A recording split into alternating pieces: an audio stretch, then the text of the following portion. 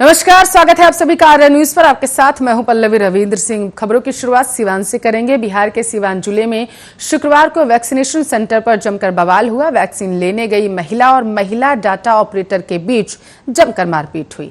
घटना आपको बताते चले नगर थाना क्षेत्र के आयुर्वेद मेडिकल कॉलेज शाह अस्पताल स्थित वैक्सीनेशन सेंटर की है। दरअसल वैक्सीनेशन सेंटर पर वैक्सीन लेने को लेकर विवाद इतना बढ़ गया कि डेटा एंट्री ऑपरेटर और वैक्सीन लेने गई महिला मारपीट करने लगी।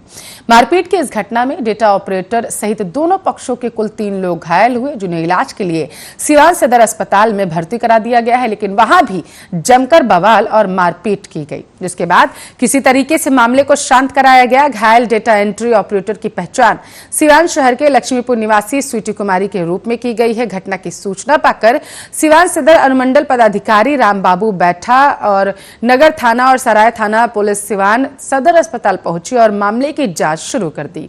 घटना के संबंध में घायल data entry operator Sweety Kumari ने बताया है कि वो केंद्र पर बैठी थी, महिलाओं की लंबी लाइन थी। तभी मुफस्सिल थाना क्षेत्र के खालिसपुर निवासी जेबा गजाला और मनीर जहां लाइन से निकलकर गाली गलौज करने लगे। इस बात का विरोध करने पर तीनों महिलाओं ने मिलकर उसकी जमकर पिटाई की। वहीं आरोपित महिलाओं का कहना है कि रजिस्ट्रेशन खिड़की बंद थी। बंद खिड़की पर एक कर्मचारी बैठी हुई थी। जब इसका कारण पूछा गया तो कर्मचारी ने फोन कर कुछ लोगों को बुलाया और मारपीट की। इधर वैक्सीनेशन केंद्र पर कर्मचारियों और महिलाओं के बीच झड़प के बाद घायल महिलाओं को इलाज के लिए सिवान सदर अस्पताल लाया गया, जहां महिला कर्मचारी की आरोपित महिलाओं ने जमकर पिटाई की, जिसका वीडियो अब अस्पताल परिसर में लगे सीसीटीवी कैमरे में कैद हो गया।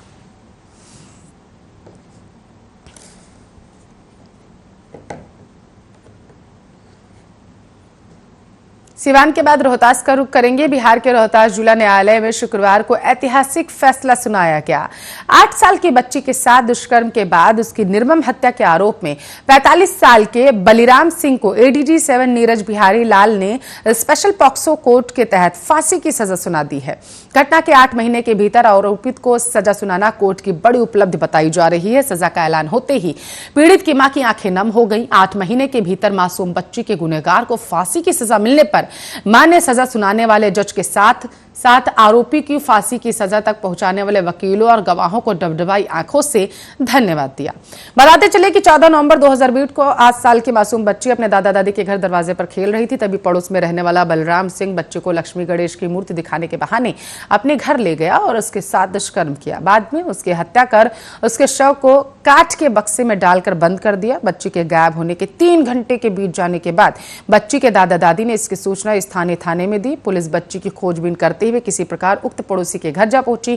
काफी खोजबीन के बाद काठ के बक्से का ताला तोड़ा गया। बक्से में मासूम बच्ची का कई टुकड़ों में कटा हुआ शव बरामद मिला। घटना के बाद पुलिस द्वारा तत्काल आरोपित को गिरफ्तार कर जेल भेज दिया गया।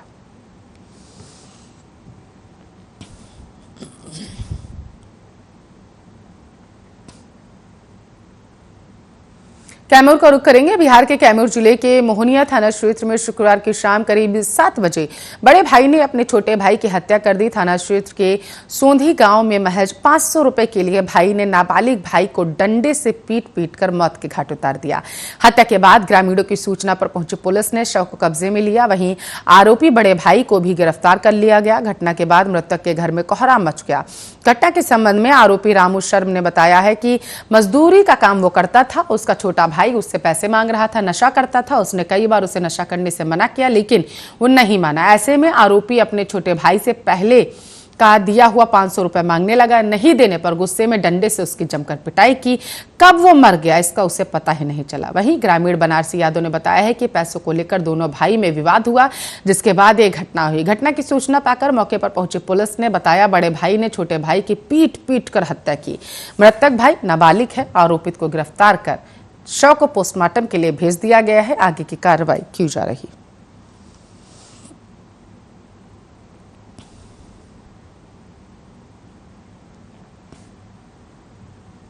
बेतिया का रुख करेंगे। बिहार के पश्चिमी चंपारण जिले के बेतिया में 1 सप्ताह से लापता पेंटर का शव उसके ही घर में मिलने के बाद इलाके में सनसनी फैल गई। घटना आपको बताते चले मुफस्सिल थाना क्षेत्र के ITI जयप्रकाश नगर की है।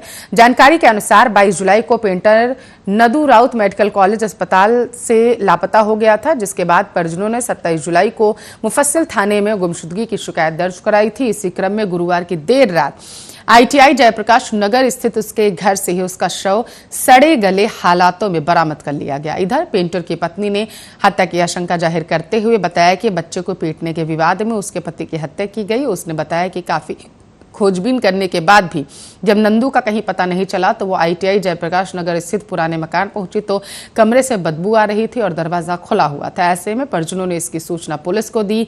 देर रात मौके पर पहुंची पुलिस ने शव को कब्जे में लेकर पोस्टमार्टम के लिए भिजवा दिया। पत्नी का आरोप है कि पास में ही कुछ लोगों ने उनके बच्चे की पिटाई की थी, जिसका केस चल रहा था। ऐसा लगता है कि उसी विवाद में इस घटना को अंजाम दिया गया। हालांकि पुलिस फिलहाल पूरे मामले की छानबीन कर रही है, लेकिन सबसे अहम सवाल ये कि जिस घर में पेंटर का शव मिला वहां आसपास रहने वाले लोगों को इसकी जानकारी इतने दिनों तक आखिर कैसे नहीं हुई?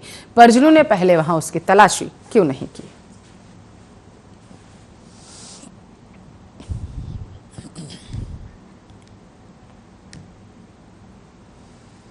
मुजफ्फरपुर का रुख करेंगे। बिहार के मुजफ्फरपुर जिले में हत्याओं का सिलसिला थमने का नाम नहीं ले रहा है। एक के बाद एक लगातार हत्या की घटनाएं हो रही हैं।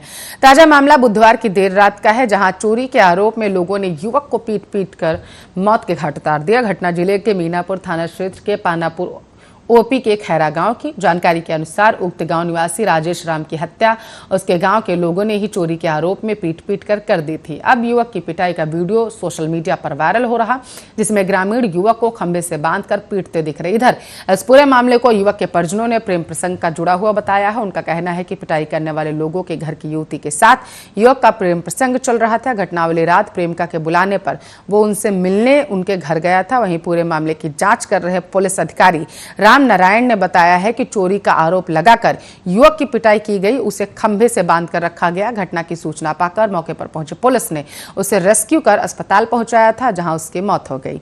वायरल वीडियो के आधार पर जांच जारी है। आरोपियों की गिरफ्तारी जल्द कर ली जाएगी।